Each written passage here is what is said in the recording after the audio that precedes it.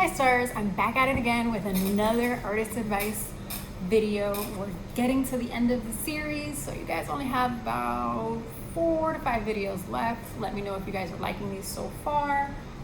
Check out my Ko-fi and Patreon pages to support me and all that stuff. As always, check out Melly Stars. So today we're going to be talking about mistakes that artists make. And the first one that we're talking about is not having income. Yeah, that's right. You need money to pay for things, such as studio time, promotion, graphics, etc. So who's going to pay for the studio time? Are you going to be paying this out of pocket? Do you have an investor? Like, where is this money coming from? You need to figure these things out. Who's going to pay for music videos? Music videos are very, very costly. Some videos, as like the higher you get and the more quality that you are, you're going to be paying hundreds of thousands of dollars. Obviously, you're not at that point yet. So you need at least anywhere between $500 to $2,000, depending on what videographer you hire for your video. And obviously, the amount of money that you spend is going to be the quality of your music video. And your music videos are something that's going to be watched over and over and over again. So you need that income. So who's going to pay for it? Who's going to pay for equipment? Let's say that you don't want to work out of a studio, you want to do everything yourself at home. Okay, that's fine. You can be a self-starter, self-learner, all of that good stuff. But who's going to buy all that equipment? With what money? Where's this money coming from? And then lastly, obviously, how are you going to live your day-to-day life without money? Money, important. Unfortunately, we live in a society where if you do not have money, you can't really do much. You can't eat, you can't go anywhere, you can't do anything without money. So how are you going to live from day to day without any money? You can't. So a few ideas, and what a lot of people do is either keep a part-time or full-time job. Another thing you could do is have an investor. There's all different levels. A lot of people keep their 9 to 5 and just work and do their craft on the side. And then once your craft starts picking up and you're starting to make income from your creative projects, whatever it may be, whether it's YouTube, music, etc., etc., etc., once that income starts flowing in, then they start to cut back on their full-time job.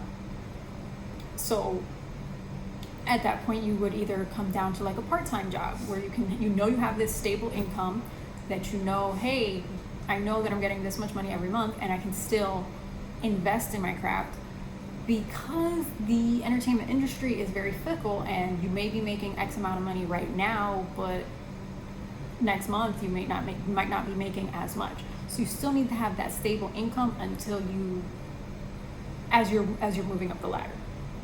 The last thing, investors. Finding an investor is very difficult. By the time you get to an investor, you have to have a team, you have to have a buzz, you have to have different things happening. You have to be at a certain level to get an investor. You have to have a very good product. You have to already have those music videos, already have recorded all those songs, already be in the studio by the time you get an investor, because you need to be able to give the investor a package. Hey, here is a package of what I have to offer and why you should give me money. Now, an investor is not always going to pay for your day-to-day life, so you need to also keep that in mind, because you need some type of income. They might be investing in your craft, but not necessarily your lifestyle. So it's always good to at least have some type of income, like I said, whether it be a full-time job or a part-time job. That's up to you. Obviously, everybody handles balance differently. So, you have to find your balance and see what works for you and what doesn't. And that's pretty much it. You need to have income. The mistake that people make is not having income, is thinking, hey, I'm just going to do music full-time, not having a plan, not knowing how they're going to pay for it, just I'm going to do it, and that's it. Okay, but there's some logistical and logical things that go into doing music full-time. You can't just do music full-time and then how are you going to eat? You still need to be able to eat and provide and live somewhere, because how are you gonna go record something at a studio when you don't even have a house? Like, you don't have a place to live. So that's a mistake that a lot of artists make, is that they think, oh, I'm just gonna tough it out and only focus on the music. It's great that you believe in yourself like that. Nobody's saying you don't, but you also need to be realistic and realize that in order to make these moves, you need money. You need money for promotion. You need money for marketing, for your team, for everything, pretty much. So you can't just go into it and be like, I'm just only gonna do X, Y, and Z, and then not have any money coming in at all.